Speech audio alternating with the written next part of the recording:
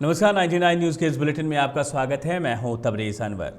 बलियापुर थाना क्षेत्र के बागमारा पंचायत स्थित सरैया भीटा के चेक डैम से आज एक वृद्ध का शव पुलिस ने बरामद किया है। मृतक सोमवार को मछली पकड़ने चेक डैम में गया था, जहां डूबने से उसकी मौत हो गई थी। मृतक तारू मुखर्जी जब देर रात तक घर नहीं लौटा, तब उनकी पत्नी और अन्य ग्रामीणों के साथ खोजबीन की, पर कुछ पता नहीं चल पाया। चेक डैम किनारे मृतक के कपड़े और चप्पल ही मिले। आज तीसरे दिन पानी में शव फूल जाने से शव चेक डैम के पानी से ऊपर आ गया, जिसके बाद लोगों ने बलियापुर पुलिस को इसकी सूचना दी। पुलिस मौके पर पहुंचकर शव को पानी से बाहर निकाला और पोस्टमार्टम के लिए भेजकर मामले की जांच में जुट गई है।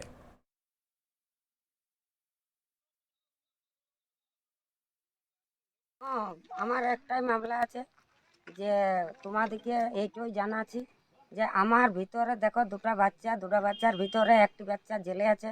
ওয়াকে কোনো রকম করে ওয়ার পিতা বটে, ওয়াকে একটুকু আইনে তোমরা চেষ্টা করে একটুকু মুখ অগ্নিটা দিয়া করা। আমার এতটুকু খুবই দুঃখ এইটা। তো মুখ অগ্নিটার জন্য তোমরা যেভাবে পারবে একটুকু আইনে আর মুখ অগ্নি। देखिए, कल सूचना मिलने के बाद हम यहाँ स्पॉट में आए। सरिया भीटा चूड़िया चेक डैम में तारू मुखर्जी मछली पकड़ने आए थे, तो किसी कारण वो डूब गए और उसके बाद उसका कपड़ा लत्ता जो था बाहर में था। इसी की संदेह के आधार पर हम लोग को मालूम हुआ कि इसी पानी में डूबा हुआ है। लेकिन कल तक काफ़ी खोजबीन किए, लड़का बच्चा से खोजबीन कराए, लेकिन उसका पता नहीं चला। निरसा के हाथबाड़ी कुहका बस्ती के नज़दीक घने जंगलों में एक छत विछत शव मिला है, जिसकी सूचना पाकर पुलिस मौके पर पहुंचकर शव को कब्जे में लेकर जांच में जुट गई है। स्थानीय मुखिया गौतम दत्ता ने कहा है कि कुहका के घने जंगलों में एक लाश मिला है।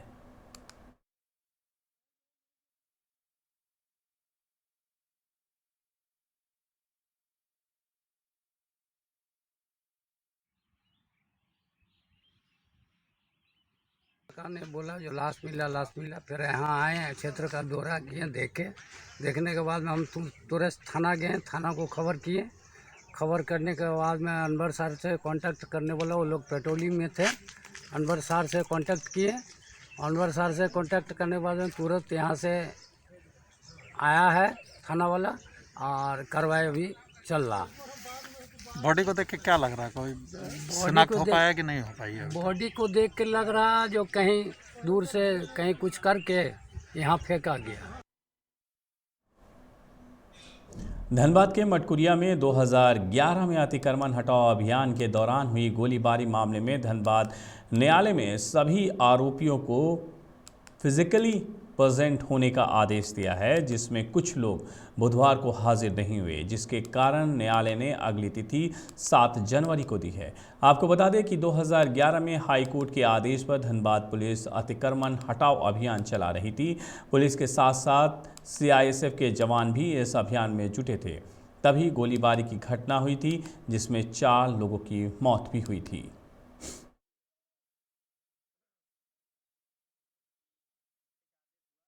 कि हम लोगों को एक निश्चित डेट दिया जा रहा है, तारीख दी जा रही है। उस डेट में सभी को उपस्थित होना।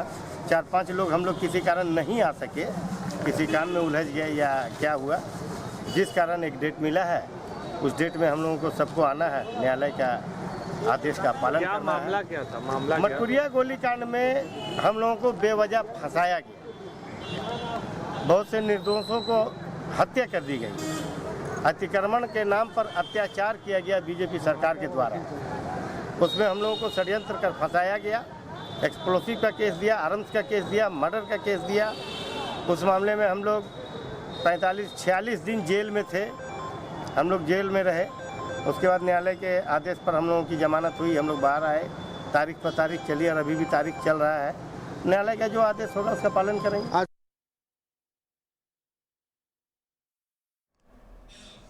धनबाद के झारखंड बिजली वितरण निगम लिमिटेड महाप्रबंधक कार्यालय के समक्ष दर्जनों ऊर्जा मित्रों ने प्रदर्शन कर कार्यालय का घेराव किया।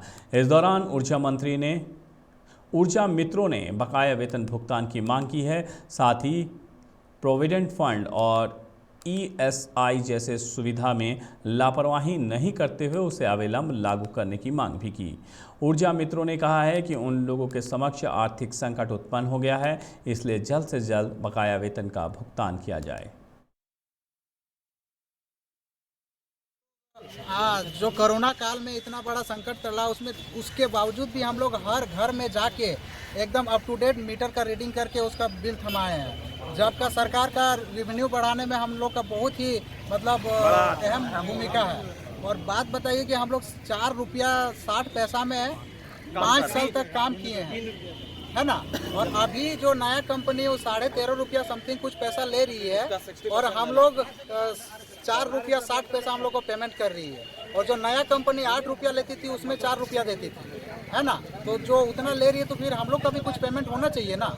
बस हम लोग का कुछ ज़्यादा नहीं बोलेंगे, हम लोग का जो मतलब एक आदमी का जो एक सही मानदेय होना चाहिए वो हम लोग का चाहिए। कंपनी है EMD, वो हम लोग को काम करवा रहा है 6 महीना से। 3 महीना का वेतन नहीं दिया है, 6 महीना से PF ESI अपडेट नहीं किया है और बहुत ही कम दर पर हम लोग से काम करवा रहा है। पिछला कंपनी भी इसी तरह था जिसमें अभी हम लोग 8 माह का वेतन बकाया है, उसका भी कोई खोज खबर नहीं है। बिजली विभाग के पास सबको देने के लिए पैसा है, मैंडेज कर्मी, सारा कर्मचारी, सारा वर्कर का पैसा आ रहा है, लेकिन ये हम ऊर्जा मित्रों का पैसा देने के लिए विभाग के पास पैसा नहीं है।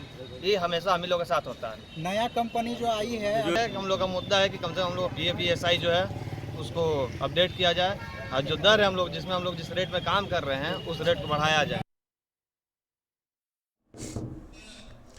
जीवन ज्योति और अली यावर जंग national institute of speech and hearing disability Kolkata के संयुक्त तत्वाधान में आंगनबाड़ी सेविकाओं के लिए दिव्यांग बच्चों के शीघ्र पहचान और उनके पुनर्वास विषय पर एक प्रशिक्षण सह जागरूकता शिविर का आयोजन किया गया, जिसमें सभी दिव्यांग बच्चों को विशेष प्रशिक्षण देकर जागरूक किया गया।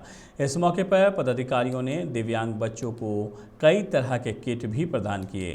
कार्यक्रम में धनबाद के कल्याण पदाधिकारी और रोटरी क्लब के दर्जनों सदस्य मौजूद रहे।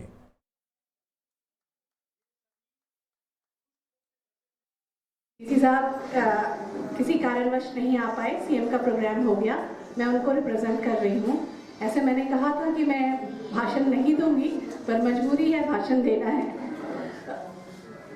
जैसे कि rotary club Jeevan Jyoti school जो रोटरी क्लब से संचालित हैं, ये मैं पहले इस जीवन ज्योति स्कूल के का नाम सुना था, पर मैं जानती नहीं थी। सबसे पहली मुलाकात मेरी अपर्णा जी से हुई जब इन्होंने बच्चों के जो यहाँ बच्चे पढ़ते हैं उनके बनाए हुए कैंडल्स लेकर, जब हमने बुलाया था ये लेकर आई, तब मुझे पता चला कि ये बच्चे जो हैं यहाँ पे जो भी पढ़ते हैं वो बहुत ही प्रतिभाशाली हैं और ये इनके बनाए हुए कैंडल्स, फ्लोटिंग कैंडल्स और बहुत डिफरेंट तरह के जो थे, हमने एक स्टॉल भी लगवाया और तब पता चला कि यहाँ के जो टीचर्स हैं जो उनको सिखाते हैं वो भी कितने प्रतिभावान होंगे, जो उन बच्चों को इस तरह से मोल्ड किए। जैसे कैंडल्स हम मोल्ड करते हैं जिस भी शेप में, वैसे ही इन लोगों ने उन बच्चों को सिखाया और पढ़ाया जो आज इतने अच्छे, ये जो मुझे बुके दिया गया ये भी यहाँ के बच्चों के द्वारा बनाया गया है, जो कि बहुत ही खूबसूरत है। तो मैं सभी को यहाँ पे जो लोग भी इतने सेंसिटिव होकर और इस तरह के गिरिडीह के पचम्बा थाना अंतर्गत परसाताड़ मोड़ के पास एक कार अनियंत्रित होकर मुर्गा दुकान में घुस गई। गनीमत रही कि उस समय दुकान में कोई मौजूद नहीं था। दुकानदार डब्लू कुमार वर्मा ने बताया है कि रात को 9 बजे दुकान बंद करके वो घर चला गया था। रात को करीब 12 बजे उसे सूचना मिली कि दुकान के दीवार को किसी कार ने धक्का मार दिया है। हादसे के बाद स्थानीय समाजसेवी मनोज प्रसाद वर्मा ने जिला प्रशासन से मांग की है कि परसाताड़ मोड़ के पास ब्रेकर बनाया जाए ताकि आए दिन होने वाली दुर्घटनाओं को रोका जा सके। झरिया ईजे एरिया अंतर्गत ASP कोलियारी फायर पैच में आज सुबह तेज आवाज़ के साथ भू धसान की घटना सामने आई है। मौके पर एक बड़ा सा गोफ भी बन गया है, जिससे भारी मात्रा में जहरीली गैस का रिसाव हो रहा है। वहीं घटना के बाद से ही स्थानीय लोगों में दहशत का माहौल है। घटना की सूचना पाकर BCCL और जिला प्रशासन के अधिकारी भी मौके पर पहुंचे और स्थिति का जायजा लिया। का कोई सक्रियता अब यहाँ पर नहीं है और 7 बजे से लोग उसी तरह आवागमन कर रहे हैं। मुख्य मार्ग है, यहाँ हजारों लोग आना जाना है, बड़ा बड़ा गाड़ी भी आना जाना है, लेकिन प्रशासन प्रबंधन का सकारात्मक पहल अभी तक दिखाई नहीं पड़ रहा है। हमें लगता है दुर्घटना घटता तभी लोग जगते हैं। इन लोगों को पहले सजग होना चाहिए, जगना चाहिए, और जैसे दुर्घटना ना घटे ये सचेत होना चाहिए। बगल में गांव है और लोग रहते हैं, उसकी भी डर में रहते होंगे, दहशत में। मौत के साए में लोग जी रहे हैं, सच्चाई यही है। गिरिडीह के तीसरी में आपके अधिकार आपकी सरकार आपके द्वार शिविर का आयोजन किया गया, जिसमें सैकड़ों लोगों की कई समस्याओं का समाधान हुआ। बीडीओ संतोष प्रजापति ने कहा है सभी लोगों को सरकार की इस योजना का लाभ लेना चाहिए। सरकार की यही कोशिश है। ग्रामीण क्षेत्र से जो लोग प्रखंड मुख्यालय नहीं आ पाते हैं उनकी सुविधा के लिए ये शिविर लगाया जा रहा है। की गढ़पुरा पंचायत में आपके अधिकार आपके सरकार आपके द्वार कार्यक्रम का आयोजन किया गया है, जिसमें जो विवाद रहित मामला जितना भी है उसको ऑन द लाइन स्पॉट कर दिया जाता। और कुछ ऐसे मामला है जिसको हम लोग को कुछ दिन समय दे देते हैं, जिससे विधवा पेंशन वृद्धा पेंशन सबका आवेदन आ रहा है, उसको एकत्रित किया जा रहा है, उसको 1 सप्ताह का समय दिया जा रहा है। और वो यदि सही हो जाए, हमारा पंचायत सचिव के द्वारा वेरिफिकेशन हो जाएगा, उसको हम लोग NSAP पोर्टल पर चढ़ा के उसको डिस्पोजल कर देंगे।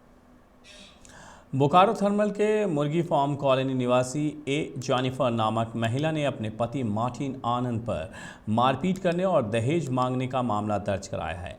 महिला ने बेरमो सिविल कोर्ट तेनुघाट में शिकायत भी दर्ज करवाई है। महिला जेनिफर ने बताया कि 2010 में मार्टिन आनंद के साथ उनका रजिस्टर्ड कोर्ट मैरिज हुआ था। उनकी एक 9 वर्ष की बेटी और 1.5 वर्ष का बेटा है, लेकिन मेरे पति हमेशा रुपए की मांग करते रहते हैं। कार खरीदने के लिए 2 लाख रुपए भी दिए थे, फिर भी वो शांत नहीं हुए। इतना ही नहीं, उसने पति के किसी अन्य महिला के साथ अवैध संबंध होने की भी बात कही। महिला का कहना है कि उनके पति और वो महिला दोनों ने मिलकर उन्हें आग लगाकर मारने का प्रयास भी किया।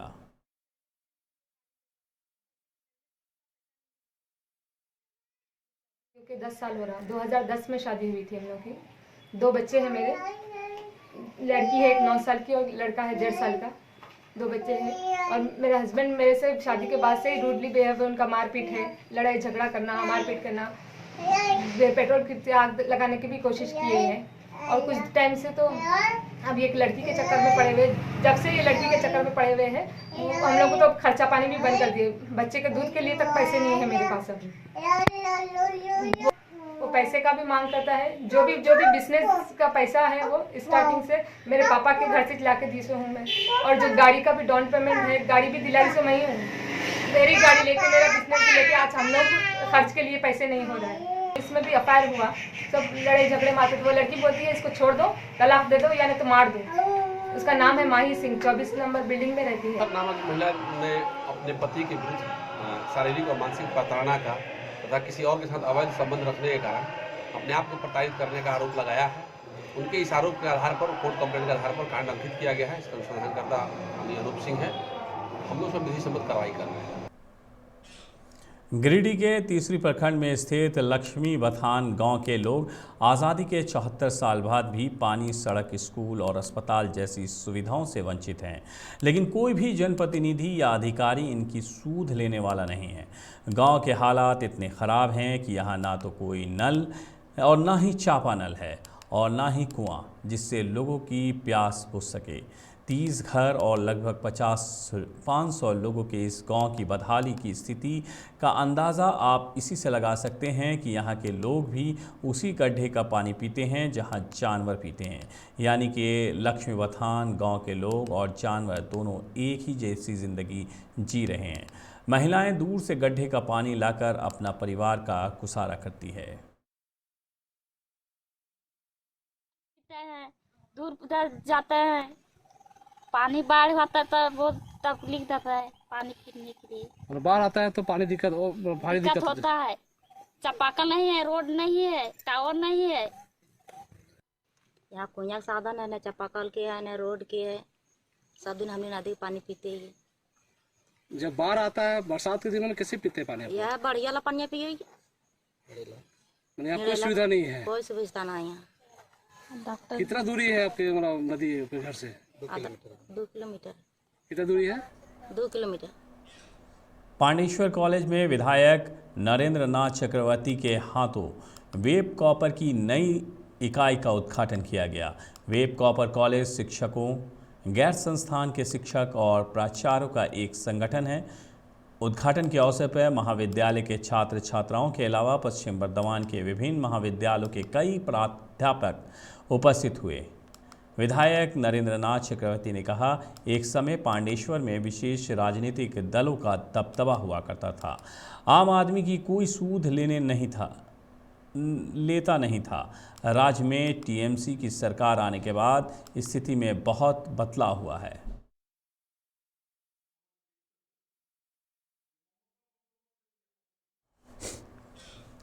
बंगाल झारखंड सीमा पर रूपनारायणपुर टोल प्लाजा में टोल टैक्स से 3 गुना बढ़ गई है, जिससे वाहन चालकों की परेशानी भी बढ़ गई है। आपको बता दें कि इस टोल प्लाजा में पहले 4 पहिया वाहन के लिए 10 रुपये, 6 पहिया वाहन के लिए 25 रुपये और 10 पहिया वाहनों के लिए 50 रुपये और 12 पहिया वाहन समेत सभी भारी वाहनों के लिए 100 रुपये टोल टैक्स वसूला जाता था। वर्तमान में टोल टैक्स में 3 गुना वृद्धि कर 4 पहिया वाहन के लिए 30 रुपये, 6 पहिया वाहन के लिए 70 और 10 पहिया के लिए 12 पहिया वाहन समेत सभी भारी वाहनों के लिए 120 रुपये टोल टैक्स वसूले जा रहे हैं। टोल टैक्स की एकाएक 3 गुनी वृद्धि से वाहन चालकों पर खासा असर पड़ा है। वाहन चालकों ने कहा है कि पहले ही कोरोना ने आर्थिक रूप से उन्हें तोड़ रखा है। ऐसे में टोल टैक्स के ट्रिपल होने से उन्हें बहुत परेशानी हो रही है। टोल टैक्स যে বাড়লো, আচ্ছা 10 টাকা থেকে 30 টাকা, কতটা অসুবিধা মনে হচ্ছে? অনেক অসুবিধা হচ্ছে। আচ্ছা এক ব্যাগ বাড়াই দিলে আমাদের পকেট থেকে লাগছে পয়সা। কি চাইছেন?